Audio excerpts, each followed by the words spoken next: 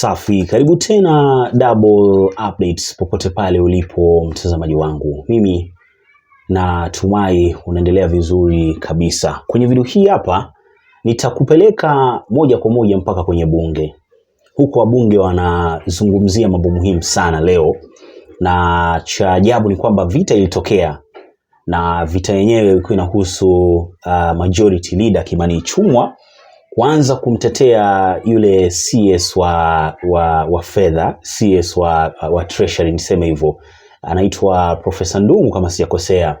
Sasa Profesa Ndung'u analiliwa sana na hawa wabunge, na wabunge wanasema mpaka leo hii hawajapokea zile hela za CDF. Kwa hiyo kazi inakuwa vigumu sana mashinani. Mnajua CDF kweli? Tutajua tu bado kwenye video hii kwa wale ambao wamesahau. So tuangalie video, I think itatusaidia kujua ni kwa nini alipigiwa kelele Kimani Ichung'wah. Who do I start with?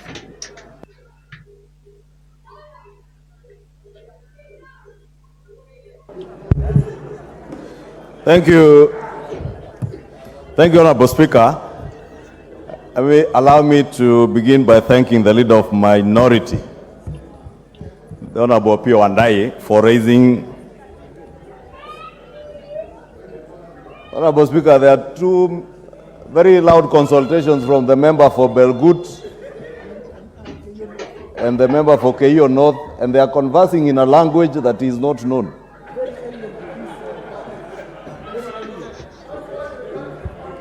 I could only hear Kongoi.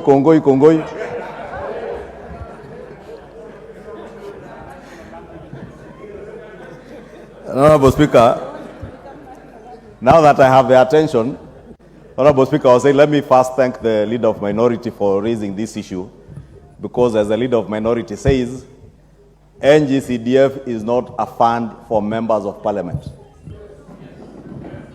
NGCDF money is public money raised from Kenyan taxpayers for the benefit of Kenyan taxpayers.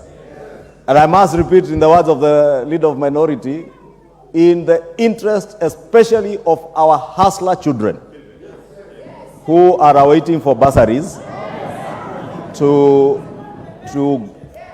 be able to access what is our right to them under our constitution.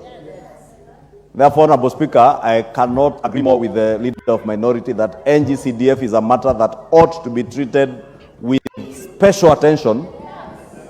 And Honorable Speaker, as much as we all understand we are living in difficult times, part of the alleviation of that, the challenges that are there with the economy, is to ensure that those who are not able to access school in January without, especially those children who just finished KCPE, they are able to access NGCDF bursaries, they are able to access GAF bursaries for them to be able to report to school. Two, Honorable Speaker, I know there are also challenges with other emoluments under Parliament, because NGCDF members must also be cognizant that that does not fall under Parliament. It falls under the Ministry of Planning or the State Department of Planning. But there are also other challenges that relate to staff who are working in constituency offices who now fall under Parliament. Honorable Speaker, it would be extremely unfair for members of Parliament to earn their salaries. They have means and ways to enjoy their Christmas break, but the staff who are working in their constituency offices basically have no Christmas. Therefore, Honorable Speaker, we have taken this matter up with the National Treasury to deal with the twin issues of money that should be disbursed to Parliament and money that should be disbursed to the State Department for Planning, so that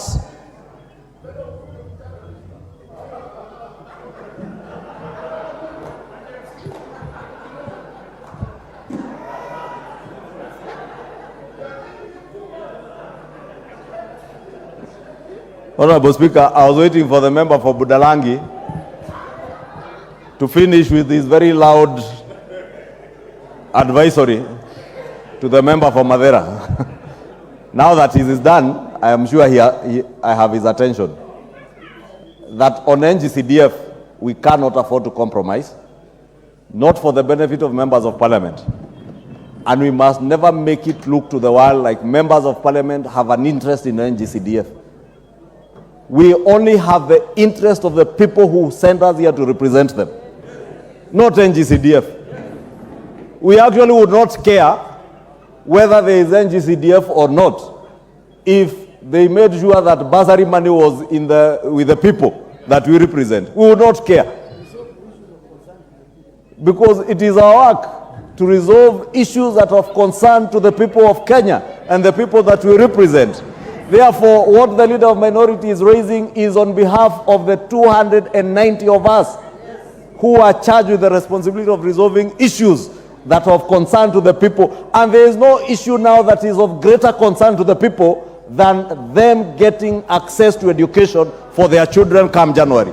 Therefore, Honorable Speaker, I have already engaged with the Cabinet Secretary in charge of the National Treasury and the State Department of Planning and the NGCDF board, the NGCDF CEO. Unfortunately, here the Deputy Whip saying NGAF. I have not engaged with NGAF, but since it also falls under the same State Department, they have indicated that they are actually in the process of working on disbursement so that by the time we break,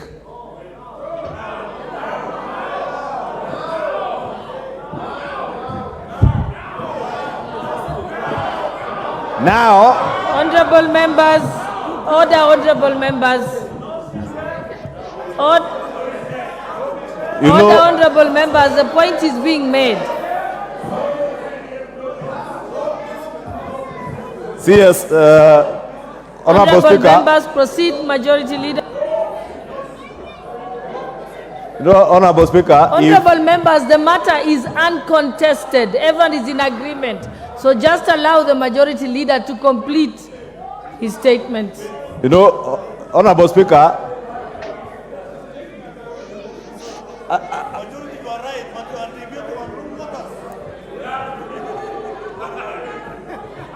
Honorable Speaker, if members can allow me to finish, because as the Speaker has indicated, this matter is not contested by anybody, not even the leader of majority. That is why I took the liberty even before the matter was raised before the House, because you all forget that I represent the people of Kikuyu, first and foremost. And I have said it numerously. I don't sit here to represent, I don't represent government. Neither do I represent the Cabinet Secretary for the National Treasury. I don't work for them. I work for the people of Kikuyu. And when it comes to an issue, when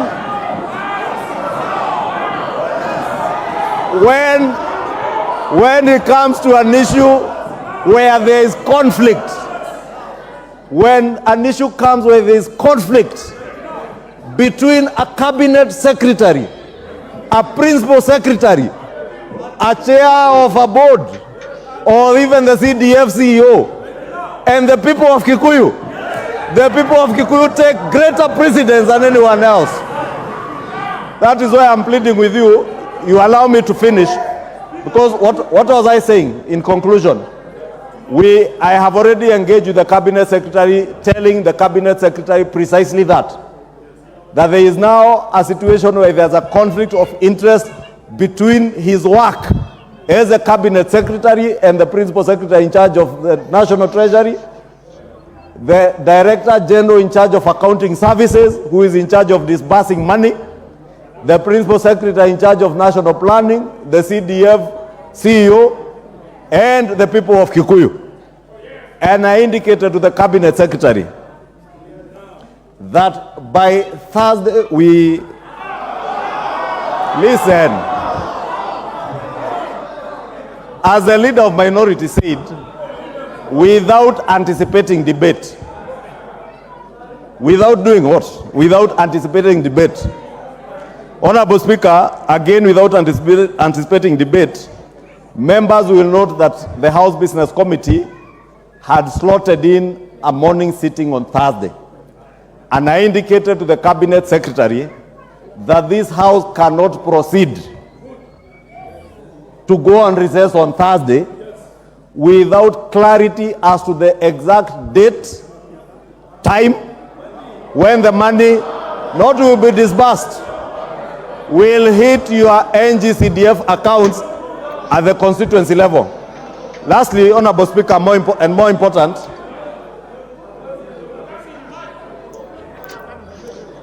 Honorable Speaker, and I beg for members to listen, and it's easier to listen, Honorable Makilap, than shout from behind me.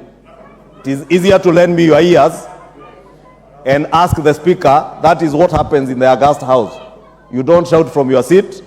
You request the Speaker to give you the mic and you say what you want to say. More importantly, Honorable Speaker, the NGCDF CEO has indicated to me that and the chair of the NGCDF committee can confirm, we must act with equity so that no constituency is left behind. There are about 36 constituencies whose proposals are yet to be received by the CDF committee. And what we have requested, I was asked to also request the 36 members of parliament whose NGCDF committees. And let me repeat again, for the interest of those who are fond of going to court. It is not the members of parliament for the 36 constituencies. It is the 36 members of parliament to cause, in their oversight role, their NGCDF committees to submit proposals to the board so that they are not left behind. Lastly, I have indicated to the National Treasury and NGCDF that the availability or non-availability of proposals must not hinder disbursement, because what I listened to many members who came to my office from last week is what is bothering many of us, is money especially for bursary. And therefore, we have asked the National Treasury and NGCDF, they know what is provided for in law, the maximum for bursary.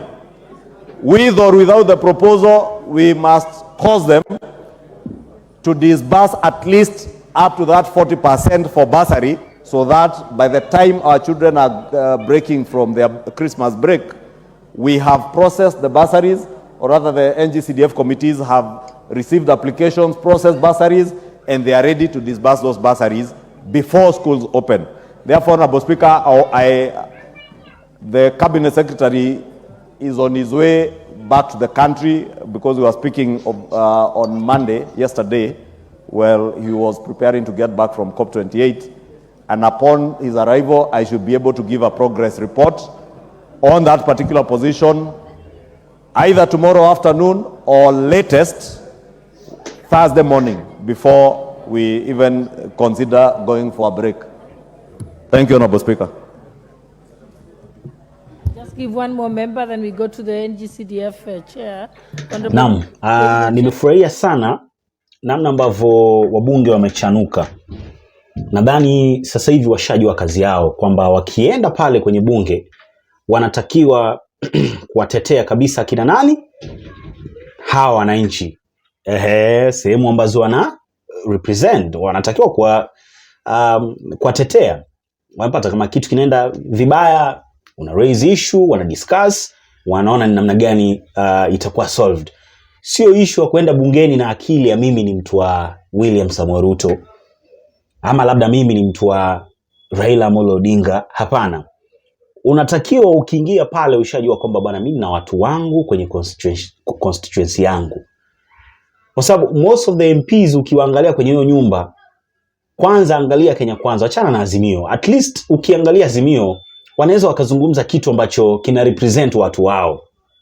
Wanaelewa, na I think hiyo inachangiwa na pia mkubwa wao ambaye ni Raila Odinga, ambaye amewaonyesha hiyo njia kwamba fanyeni kazi kubwa ambayo mnatakiwa kufanya ni kazi ya watu ambao mnawakilisha. Mimi binafsi nishai kukutana na Raila Odinga, na the only thing ambao alituambia ni kwamba pambanieni nchi yenu. Pambaneni ili nchi yenu ikae vizuri. Siko hapa ili mtu anifurahishe. Raila told us, alituambia sisi, mimi nikiwa mmoja wa watu ambao walikuwa kwenye mkutano huo, ikawa anatuambia kwamba tupambane kabisa, tuipiganie nchi yetu, sio kumpigania yeye kama Raila Odinga, kwa sababu mission sio kupigania Raila Odinga. Mission ni kuungana na Raila Odinga ili nchi hii iende mbele. Very simple. Same way inatakiwa kuonekana kwenye bunge. Wakishaingia kwenye bunge, huwa mtu ana reason akiangalia Ruto. Sasa ukireason ukiangalia Ruto mwenyewe hajali, nasema hajali sio kwa mdomo tu hivi ninavyoisema, lakini kuna facts nyingi tu ambazo zitakuonyesha hajali. Mtu ambaye anakuambia atakupa A, mwisho wa siku anakupa E, ni mtu ambaye hakujali. Kwa nini aseme nitakupa wewe, nipe tu kura yako mimi nitakupa, alafu ukishampea anahepa? Inamaanisha hajali. Inatakiwa mtu akiingia kwenye bunge, sahau mambo ya sui nani huko. Wewe muangalie yule mtu ambaye yuko ndani kule mashinani, ambaye wewe unamrepresent. Yeye ni nini inamsumbua huko? So I'm very happy kuona wabunge wote, kila mtu anampigia. Wamegundua hawa wabunge kwamba Ruto hawasaidii, kwa sababu kama pesa ishachelewa, surely Kimani Ichung'wah. Sasa unataka kumtetea Kimani Ichung'wah, unataka kumtetea William Samoei Ruto, eti unataka kutetea treasury. Trust me, treasury pesa ipo. Mimi nakwambia pesa ipo. Ruto anajua ni kwa sababu gani pesa haijatumwa huko kwenye constituencies. Ruto anajua. Kibaki alipoileta hiyo CDF, alileta kwa ajili ya kusaidia mitaani. Sio kama unanipata. I think kuna watu wengine hawajui hiyo CDF ina kazi gani ama inatakiwa kufanya nini. The Kenya constituency, the Kenyan is not constituency, the Kenyan Constituency Development Fund, that is CDF, was introduced in 2003 during the Kibaki presidency. The fund was designed to support constituency level grassroots and development projects. CDF only fund projects that benefit the community at large, such as constructions of schools, health center buildings, water projects, roads, chief's offices and police posts. Haya, niambie hii hela isipotumwa. Isipotumwa huko nyumbani watu wanaishije? Wanajengewa shule saa ngapi? Wanajengewa hospitali saa ngapi? Wanajengewa barabara saa ngapi? Wanajengewa hivyo vitu vyote, wanataka vifanyike vipi kama hiyo pesa haijaletwa? Why? Unajua nimeshangaa sana kuona Kimani Ichung'wah anajifanya ni kama amtetei CS wa Treasury Ndung'u, wakati anaonekana tu clear kwamba anamtetea. Why? Kwa nini anamtetea? Kwani watu wa Kikuyu hawataki hiyo CDF? Haiwasaidii? Eti ana represent. Wewe mwenyewe unamtetea Treasury kwa kuchelewa na hela za CDF. Kwani okay, mnachelewa mnafanya nao nini? Ruto mwenyewe ni mtu wa wewe usikuwe na wasiwasi na kuja tuongee. Hakuna siku hata moja shai kuchelewesha tour yake. Eti alitakao kwenda kesho, ameamua anaenda next week. Zake hawezi akaahirisha. Anaenda mikutano zote anaenda, na muda uchelewi na anaenda. Mbona zake pesa zinatolewa anaenda? Ikija ni swala la kuweka hela isaidie wananchi huko, ndo kabisa inakuwa ni noma.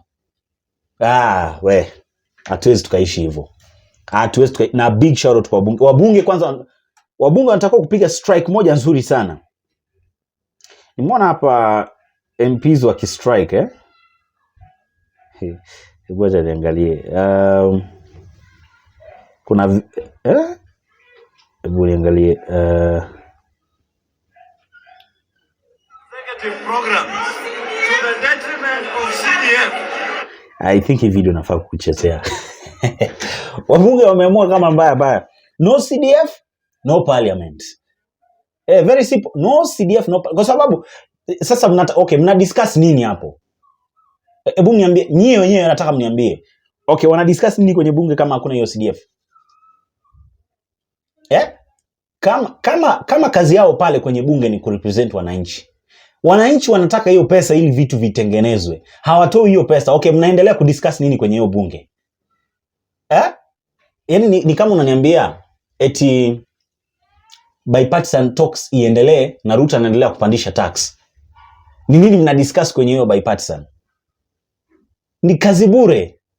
Sio kama unanipata, ni kazi bure. Anyway, hebu tazama hawa wabunge. On the line, the government is always supporting their executive programs to the detriment of CDF. So what we are saying is that we have suspended all sittings, all government businesses until CDF is expanded to our schools. Now, in January, new students are joining from 1. There are those who are continuing in high school. So we are saying they must provide money now and not later. No CDF, no parliament. No CDF, no parliament. No CDF, no parliament. No CDF, no parliament. No CDF, no parliament. No CDF, no parliament. Na mambo ni kama hayo. Anyways, jamani, nina ofa nzuri hapa. Nina matangazo, ofa nzuri kabisa hapa ambayo nataka nikupe. Hapa kuna Square One Production ambayo inakupa 50% discount music video. 50% discount kwenye video ambayo watakufanyia. And sasa hapa nataka niweke vitu clear. Ukiwa na shilingi 15,000 na sasa hivi maisha ilivyokuwa magumu, ukiwa na shilingi 15,000 utapata video nzuri sana. Sio kama unanielewa, utapata video nzuri sana. Sio wasanii tu. Najua kuna mtu ananiangalia anasema bwana mimi siimbi nini. Hapana. Sio kwa wasanii tu. Hii hapa nimezungumzia tu muziki.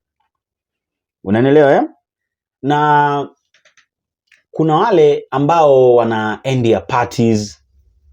Kuna wale ambao wana labda birthdays. Kuna wale ambao kwenye kanisa kwaya inataka kwenda labda kushoot video ya muziki wao. Kuna mtu labda ana harusi sehemu fulani anataka kupata memories nzuri. Square One Production inakupa offer nzuri sana. Yaani I think nambari yao iko hapa. Unaweza wakawapigia muda wowote ule. Una video unataka kushoot, yani yoyote ile, unataka kushoot muziki, una harusi, una nini, yani una chochote ambacho unahitaji kushoot kutumia kamera na editing nzuri, muziki, yani kila kitu. Unaweza ukawapigia hawa majamaa simu, watakupa ofa nzuri sana. Nasema mimi mwenyewe ndo nimekutuma. Mimi mwenyewe nimekutuma kwa sababu hapo wamekwambia videography, music video, film production, parties, engagement, weddings. Jamani, wanaweza wakakueditia movie, interviews kwa wale ambao wanataka kufanya interviews, documentaries, commercial, short skits. Yani wewe kitu ambacho unataka kufanya ni book tu na Square One Productions. Watakupa offer nzuri ndugu yangu. Mimi nakupromise wakikufeli nitafute mimi. Wakikufeli nitafute mimi. Mimi nina uhakika watakupa kitu kizuri sana, na ukikutana na mtu yote ambaye pia ana hiyo fikra ya kuanza kuhangaika kutafuta nani atanishutia, jamani mimi na wedding, mtoto wangu ana graduate, tunataka mapicha kali, tunataka videos nzuri, jamani usihangaike, hebu nicheki. Kama unaona ni noma nicheki, mimi mwenyewe nitakupa direction. And kama unaona unaweza kuwafikia, wapigie simu direct, waambie bwana Burjia amenituma hapa, amesema nyinyi mnafanya masuala ya video, mnashoot muziki, parties na nini, kila kitu. And naamini kila kitu kitakaa vizuri sana. So wacheki, wapige simu, and naamini wewe utapata kitu kizuri ndugu yangu. Mimi sikufelishi kabisa. Nakupa ofa nzuri tu ambayo itafanya wewe upate memories nzuri. Anyway, acha nimalizie. Nani ana maoni jamani tofauti na labda yangu? Haina noma, mimi siku zote wasiogopi kuona maoni ya mtu. So niweke hapa chini kwenye sehemu, niambie ukweli kwamba iko hivi na hivi na hivi, kwa sababu mimi naamini akina Kimbani Chungwa waache kuchezea watu. Pesa ipo, wapelekee constituencies, constituencies wanatakiwa kuendesha shughuli nyingi sana. Tumeelewana kufikia hapo? Na mambo yatakuwa vizuri sana. Sasa hivi hakuna cha UDA, hakuna cha ODM, hakuna cha Kenya Kwanza, hakuna cha sio wapi huko. Sasa hivi ni kufanyia wananchi kazi. Kama mwezi mkafanyia wananchi kazi, mtuambie mapema tujue ni kitu kipi ambacho tutafanya. Very simple. Tukutane kwenye video ambayo inafuata. Bye bye.